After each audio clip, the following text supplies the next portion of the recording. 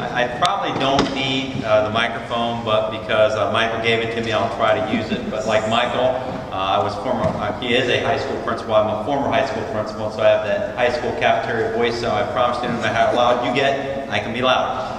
But I will respect Michael's. This is his house, and so I am very proud that one of the first decisions I made as superintendent of schools was to appoint Michael as the principal here at Hopewell High School. And I got to tell you, I didn't really have a lot to do with it because I got to give the credit to our zone superintendent, Don Robinson, on that. But I did do the final interview, and I do get to make the final thumbs up or I don't feel it. But with Michael, his passion, his commitment, his drive to see Hopewell become, and I love what he said, I don't want to just be the best school in CMS, I don't want to just be the best school in North Carolina, be one of the best high schools in this nation. That's the kind of big aspirational thinking and passion that I want to see all of our principals working collaboratively with our teachers and parents have on behalf of our students. And so I was meeting with a group of student government newspaper editors about a week and a half ago. And we were just talking about our schools, and I was listening to our students. And a couple from Hopewell, they were talking about important issues is to get principal selections right. And they said, Dr. Morrison, you got it right with our new principal. And so, Michael, I don't know if you get better recommendations than those from your students. So at least I've heard from several of your students who are very happy with your leadership. So congratulations to you. And speaking about leadership, we actually have two of our board members here tonight. We have Dr. Joyce Waddell. And we have Mr. Tim Morgan. And I know Tim is here. He just I think he had to take a phone call, but we'll get him introduced at the end. So thank you for taking time out of your busy schedules to be here tonight.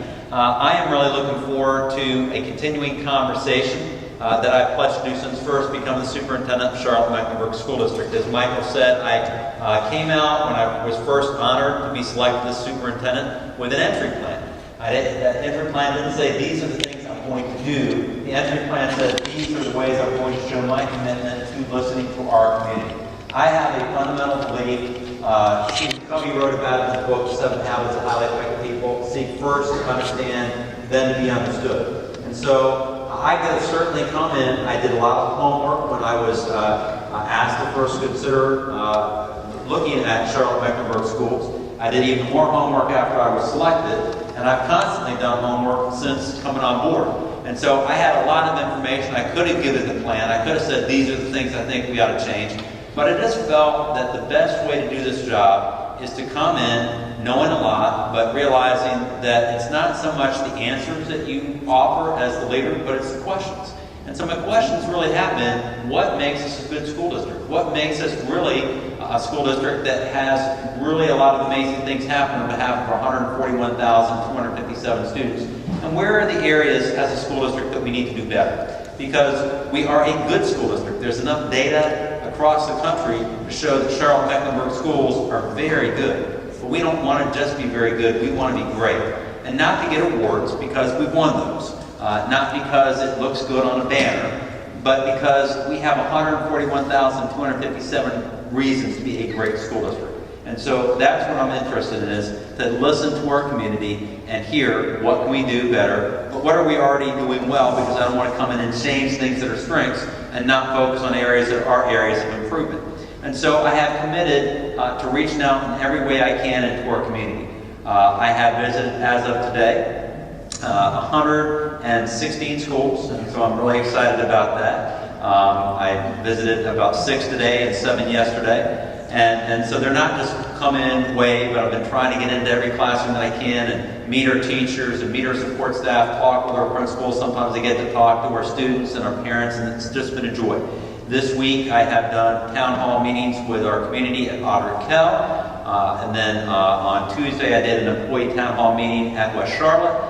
Did a couple of community events last night, and then here at Hopewell. I've been in this area quite a bit. I've been at the town hall for Huntersville, and that's been a joy to visit many of the schools in this particular area. So I'm really excited about listening to you tonight. And so the format of the evening will be, this is your opportunity either to ask questions or to offer insight, or to say what it is that you love about our school district, and then just as importantly, what is it that you think we should be doing better. And so I will run around here like a talk show person, and I'll hand the microphone to you so everybody can hear your question, and then we'll have a conversation.